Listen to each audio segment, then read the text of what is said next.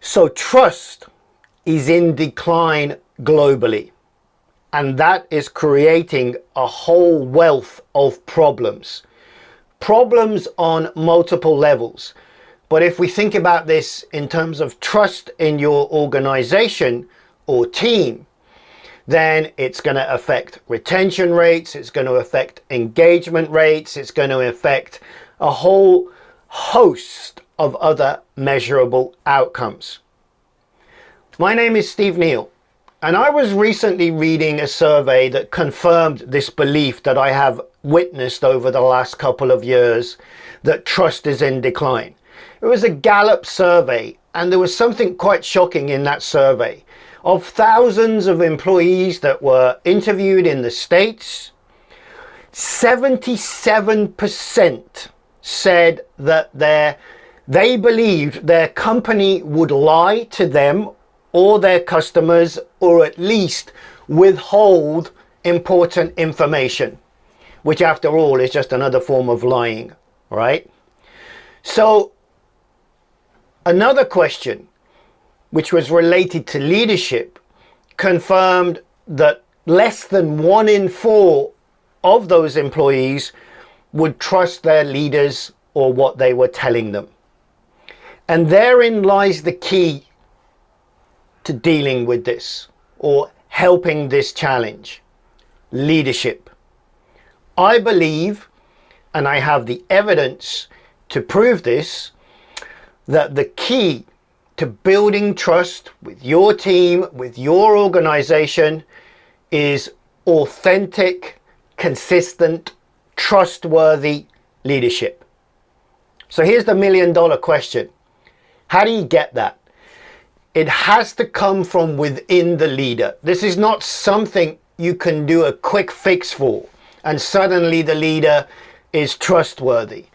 And indeed, if you've ever been in a relationship where trust was broken, maybe with a colleague, maybe with a friend, maybe with a spouse or a loved one, then it doesn't really help, does it, if that person comes back and says, "I'm really sorry, but from now on, you can trust me." It's like, well, yeah, but the old saying, actions speak louder than words, could never be truer than in this situation. So the only way to build trust is when that leader shows authentic, consistent, long-term behavior that is true to his or her word, that is true to what they believe in, that is true to their values. Even if you don't necessarily agree with their values or beliefs, at least if that person is consistent and they show authentic, commitment to what they believe in, at least you will trust them. How do you do that? Well, first and foremost, you can't do it on some competency-based or superficial-based training program where you're going to teach someone to be more empathic or a better listener, or that doesn't work. You've got to get that leader, if he or she wants to go within and help them to, first of all, be truly aware of why do they show their inauthentic behaviors. Why do they manipulate people? And by the way, manipulation comes in many ways. Sometimes it's the person who takes by controlling or by dominating or by micromanaging. But equally, and this is often not noticed, manipulation comes in the form of caregiving and pretending to be the helper or the listener or always wanting to be there. Both of those extreme behaviors come from deeper insecurities and a lack of self-worth and, self-conviction. So that person needs to be aware that that's what they do. And by the way, there's nothing wrong with it. Everybody does it at some level. All of us have a few wounds that we are trying to figure out in our adult life. So there's nothing wrong with that. But what is wrong is if that is allowed to continue and it continually damages trust and therefore affects bottom line in your organization.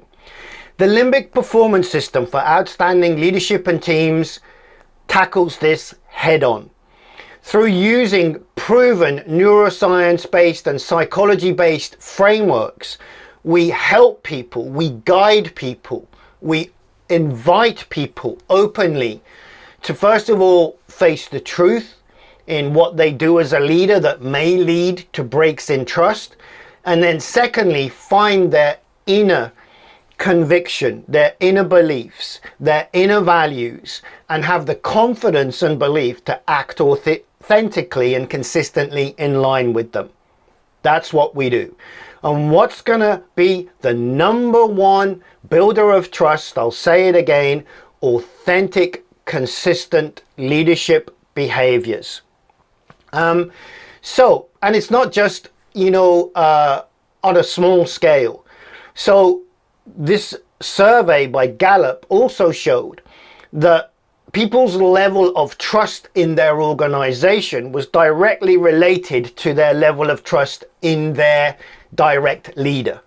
So if they trusted that leader, if that leader was authentic and open and heartfelt, they had a higher level of trust in their organization than those that didn't trust their leaders and were therefore more likely to leave the organization.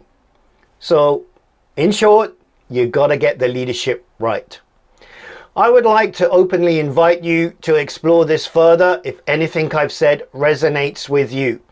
I can introduce to you the tools and the techniques and the ways in which we work with this, encouraging your leaders to take responsibility for themselves, be open and honest about their behaviors, stop blaming others or looking for excuses or looking to the market or blaming the organization or blaming changes, and take ultimately responsibility within. So I'd love to grab a virtual coffee with you and have a little discovery call on this if this sounds interesting to you. Looking forward to catching up very soon.